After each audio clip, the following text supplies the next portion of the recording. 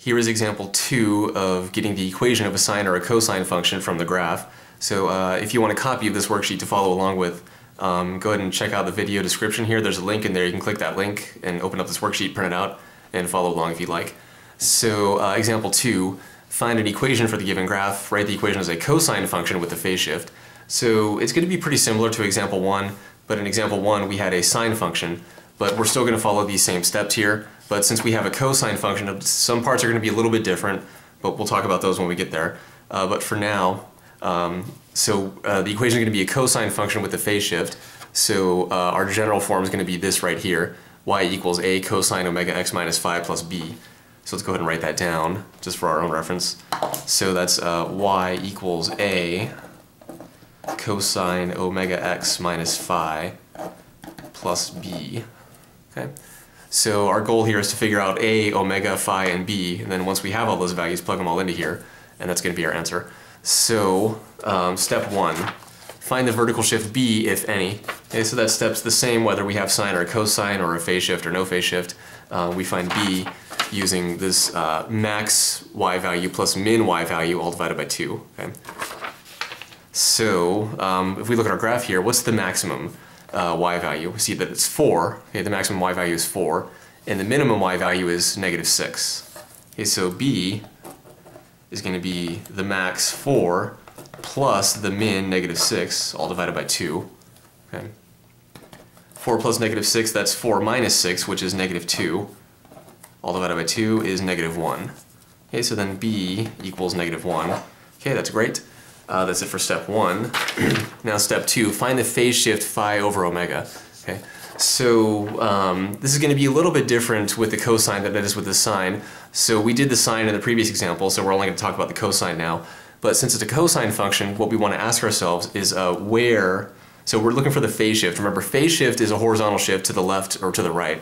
So what we're going to do is ask ourselves, where did the x-coordinate of the point 0, 1 go? Okay. So we asked a similar question with the sine, but instead of 0, 1, we asked it about 0, 0. Okay, because that was the point of interest for the sine function. But now for the cosine function, our point of interest we're focused on is 0, 1. And we want to know, where did the x-coordinate of that point go? Okay, why do we only care about the x-coordinate? Well, again, we're talking about phase shift, okay, phi over omega. So we want to know basically how far to the right or to the left did the cosine graph shift. So the x-coordinate is what tells us how far to the right or to the left we went. Okay, the y-coordinate is vertical, up, down. We don't care about that for phase shift.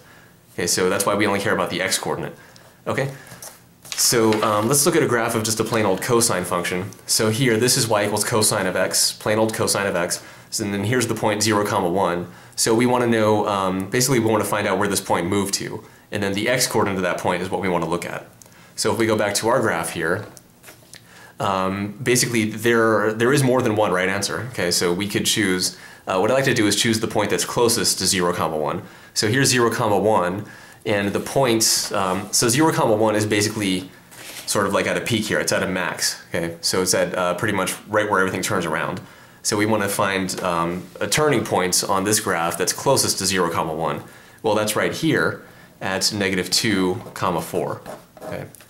So we see that the new, so to speak, new x-coordinate, okay, 0, 1, that now became -2, 4. But the 4, we don't care about the 4. Okay, that's the y-coordinate, we don't care about it. We're talking about phase shift to the left or to the right only. So all we care about is the x-coordinate.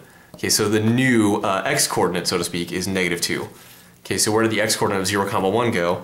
It went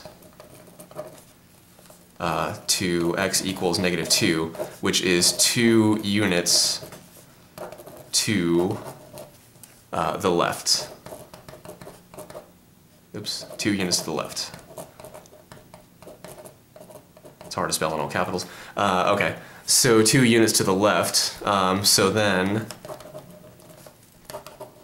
the phase shift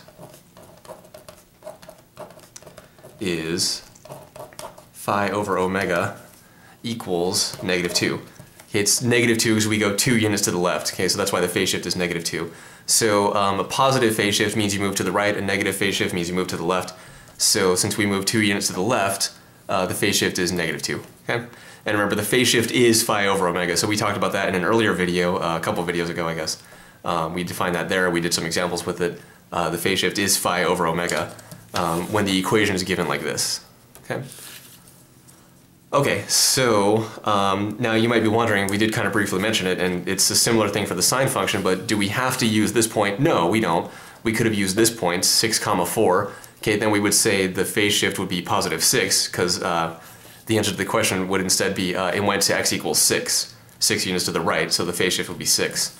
If we wanted to, we could have used this point down here. Even though it's not on the top, it's still a point where everything turns around, right? What we said was 0, 1 is a point where everything turns around. You know, it goes from increasing to decreasing. It's a maximum point there. That's like a pre-calculus thing. It's a maximum point there. So we just have to look for another turning point. Okay, here's a turning point, 0, 1. Here's a turning point here. That's the one we chose. There's another one down here, another one here. Really, we could have used this point, or this point, or even other points that we don't see on this graph, but if we extended it, there'd be more points we could use. So really, there are infinitely many possibilities. But for me, anyway, choosing the one that's closest to the original point is often the way to go. Okay, so we're going to keep going with that then. So that's it for step 2, find the phase shift phi over omega. And again, there is more than one right answer there. It just depends on which of these points you choose. Okay, so we'll talk more about that as we go along here. But anyway, step 3 now. Find the amplitude, absolute value of A, and use it to determine A. Okay. So we're going to find the absolute value of A like this, like the way we always do, max minus min divided by 2. Okay, so we already know the max is 4, the min is negative 6, so then the absolute value of A is going to be max minus min all divided by 2. Okay, so 4 minus negative 6 all divided by 2, which is 4 plus 6, which is 10, and 10 divided by 2 is 5. Okay, so then absolute value of A equals 5, so A equals 5 or A equals negative 5. Okay, so which one is it? Okay, so, well, first of all, why is it these two choices? Well, 5 and negative 5, those are the only two numbers with absolute value equal to 5. Okay, so if the absolute value of A is 5, then the only possibility is A is 5 or negative 5. Okay, because these are the only two numbers that have absolute value equal to 5. Okay, so now we want to know which one is it. Well, that depends on which of these points we chose for our phase shift. Okay, so we chose this point up here.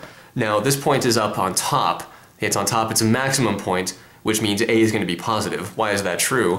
Well, because up here, 0, 1, okay, 0, 1 right up here, this is a maximum point, and this is for y equals the positive cosine of x. Let's zoom out a little bit here. Okay, what about y equals negative cosine of x? What does that guy look like? Well, that guy is going to kind of sort of look something like this. Okay, here we go. Basically, y equals negative cosine of x is just the same thing, just flipped upside down. Okay, so it's got that same shape, just flipped upside down, and then comes around like this. This part's always the hardest for me. All right, not bad. Okay. No, that's not terrible. So anyway, here in green is y equals negative cosine of x.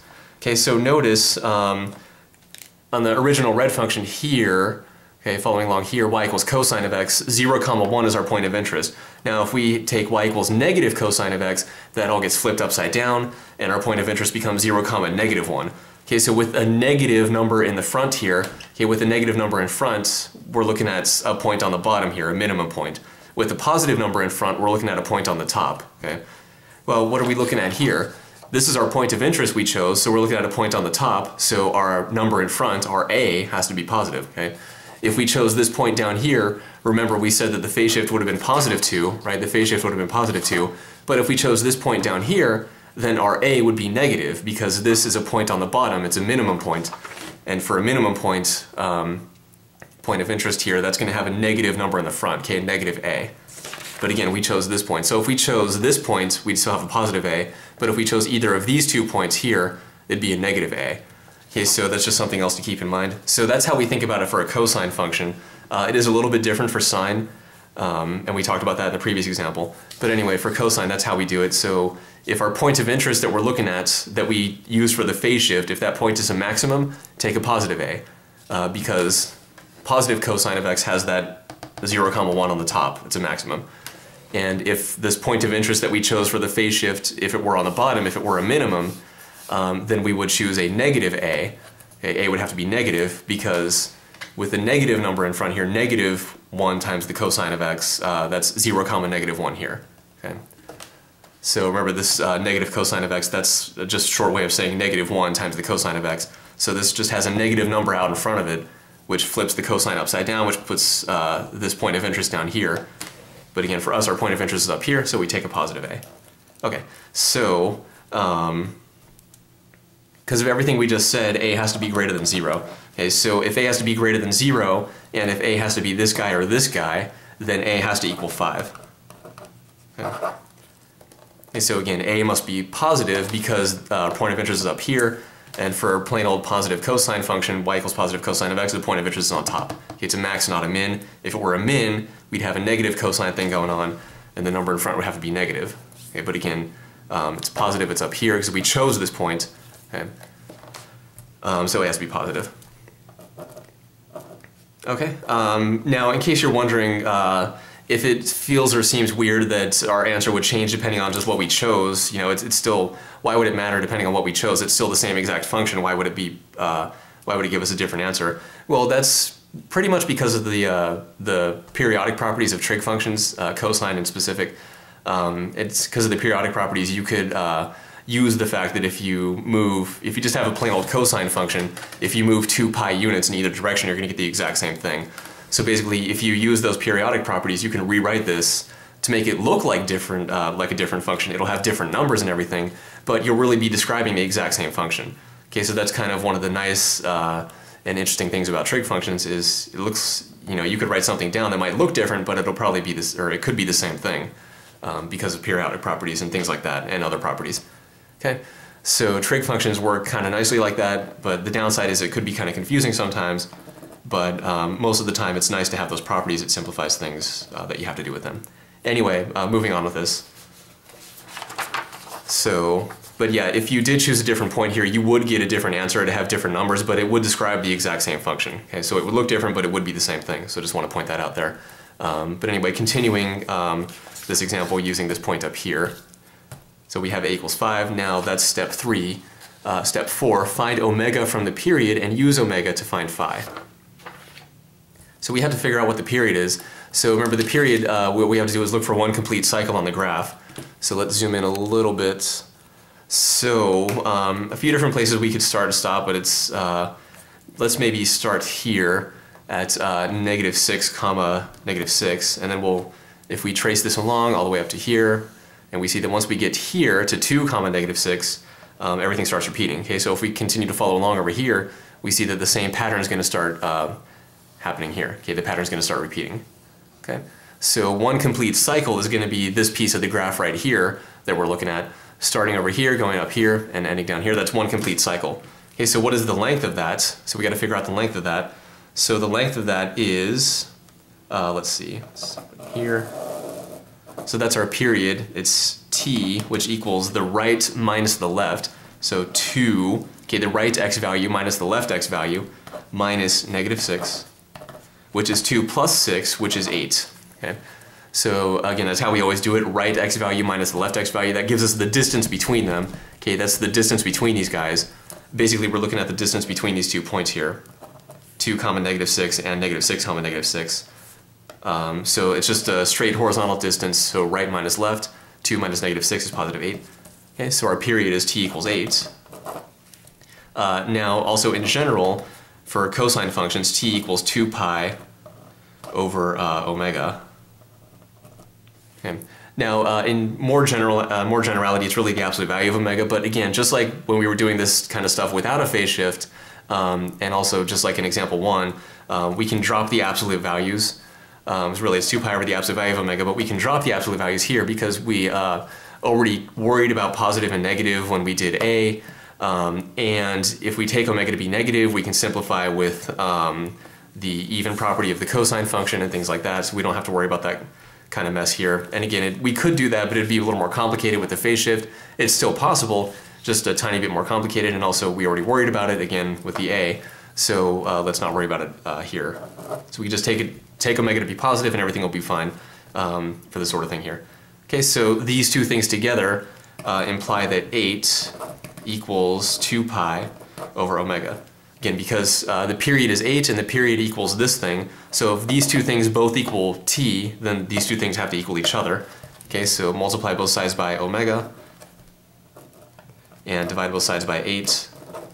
Okay, so on the left the 8's cancel, omegas cancel over here, and then 2 goes into 8 4 times, so what we end up with is omega equals pi, okay, pi over 4.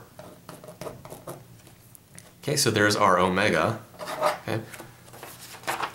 Now, step 4, find omega from the period, so that's what we just did, and now we have to use omega to find phi. Okay, how do we do that? That's sort of an extra step, because we have a phase shift now. Now we have this phi term in here we have to worry about. So it's a tiny extra step here. It's really not that bad. Remember, in step 2, we actually found the phase shift, so we know what phi over omega is, and we just found out what omega is, so we can use that to find phi. Okay. So fairly straightforward, really not too bad at all. So omega is pi over 4. We already know this from step 2. And again, this value really depended on the point that we chose, right? So this could be a completely different number depending on what point we chose.